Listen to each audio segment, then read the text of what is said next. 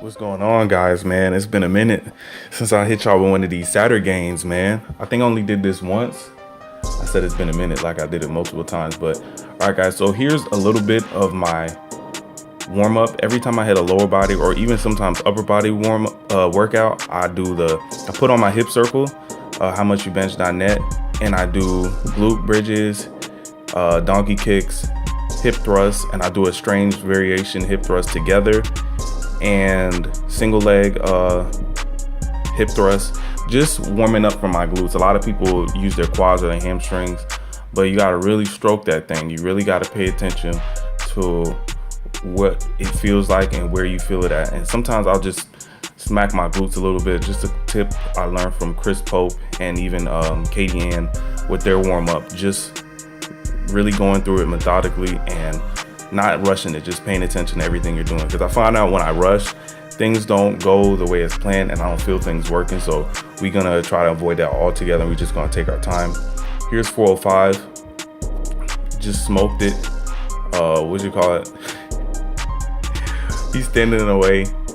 All right, so this is the first set of this 8x4 with 455 now. Normally I would have done 4 sets of 8 with 455, but I really wasn't feeling it, and honestly I didn't feel like I could hit it the way I was wanting to. Like I probably would have felt like extremely exhausted around set number 2. So I was like, another thing I learned from Katie Ann was it's a way of auto-regulating, because I could definitely do 4s, but just being able to handle the complete fatigue of 4 sets of 8, because them high volume days, them joints be killing you.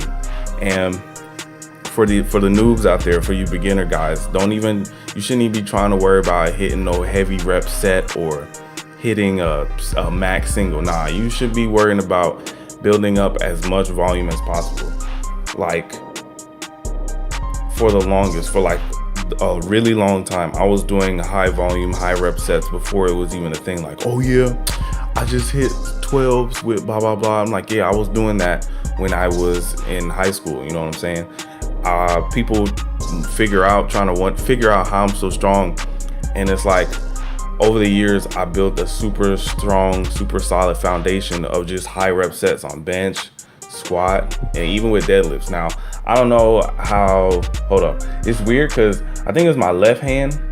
It felt weird because I couldn't squeeze my lat. Mind you, my wrists were hurting like the whole time. I don't know what it was. It could be overuse.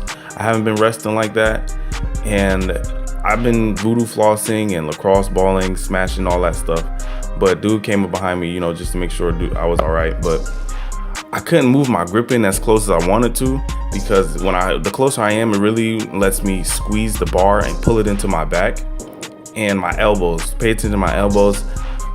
Even when I come up, they're still back instead of forward. And I don't know what it was, but I just couldn't get that full tightness. Maybe my warm up for my upper body wasn't that extensive, which is a problem, but next time I get it. But anyways, back to the subject at hand. You need to be doing those high rep sets, man, those sets of 10 and 12. Like, if you're not competing, you really don't need to worry about hitting a max or hitting a 5 or anything like that. But, just for your own training sake, just try something new. Yeah, you could, but like I said, for the longest, I was just worried about building a foundation. I was worried about trying to get stronger. I was trying to worry about getting bigger. I had a dude come up to me and, he was telling me about his abs. I was like, abs? I'm like, bro, like, I don't want to hear 17, 16-year-old dudes coming up to me worried about abs, man. Like, that's the last thing you should be worried about. When I was that age, I was running track, but I was like, how can I get bigger? How can I get stronger? You know what I'm saying? And mind you, if you're already living an athletic lifestyle, if you're an athlete, or you're lifting, or you're just training leisurely or for something, and you're eating, your body's going to manifest itself. You're gonna get those abs. All of a sudden, you're gonna get those arms, everything you wanted.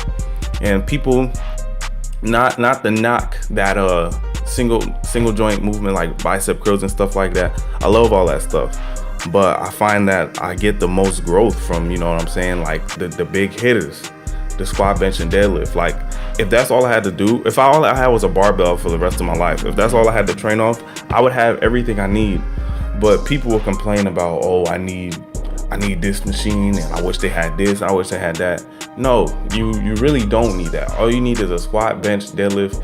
And if you guys don't know how to work out off of strict barbell movements, and I love the barbell, but sometimes it can take a beating because your joints can't move freely. But if I had to choose, I would just choose a barbell, because there's so many. You can do rows, you can do close grip, you can do regular grip for bench, you can squat, there's different variations. You can overhead press. You can turn that barbell into like a weapon. And I feel like that's one thing a lot of people need to learn how to do. I don't know if that's in Starting Strength by Mark Rippetoe, but the barbell is definitely the way to maximize gains. So if you're not using your barbell, if you don't know how to use the barbell properly, barbell movements, I definitely suggest that you look and you read up how to use a barbell and the different techniques and how to do the form, all that correctly. Because even when I teach people, I teach them the barbell. We learn how to do it from the barbell, and then every other thing is an accessory to that. And regardless, like I said, leisurely or just trying to increase your fitness, you should know how to use a barbell. But that 8x4, that joint was tough. That was probably one of the most grueling workouts I ever did, and I probably rested three minutes, maybe 5 minutes in between each set. But the fact that I got through it, I was happy. I was glad it was over with, because I ain't had no candy, I ain't had no Gatorade. I was dying. So yeah, like I said, that I feel like that 495, that joint coming again. It's creeping up on me. Because like I said, I was supposed to do sets of 8s, and now I got sixes coming up. And so I don't know, we're gonna see how my body feels, and then we're gonna go from there. And then another thing, I've been doing a pulling movement after every training session, even if it's legs or actual upper body. I'm doing some type of row or something like that. And here we are with a landmine press. I've been meaning to get back into these. Mind you, all the accessories, I just did 3 sets of 12. And like I said, I've been meaning to get back into these. I just like the way it feels. I can feel myself stabilizing my core, and it really hits the shoulder. I guess we can call these like a landmine rear delt row. Yeah, okay, we're gonna go with that. I felt these a lot, and just something to switch it up. Normally I use Saturdays for like a technique or like a quote unquote skill type of thing, just to work on weird stuff or stuff I don't normally do. And so I might start doing that again, hit y'all with that Satur-Gains. Now comment below if y'all want to see them Satur-Gains, just that weird stuff that people don't normally do but should do, because it'll help them get stronger or better or faster, whatever the case may be. But like I said, lots of lats and lots of shoulder movements, trying to get that big bench. But all right guys, thank you for watching. Shout out to you. Comment, like, share, subscribe. Most importantly, stay tuned. If you finished the video, I love you already. I appreciate you. So I'll see y'all later.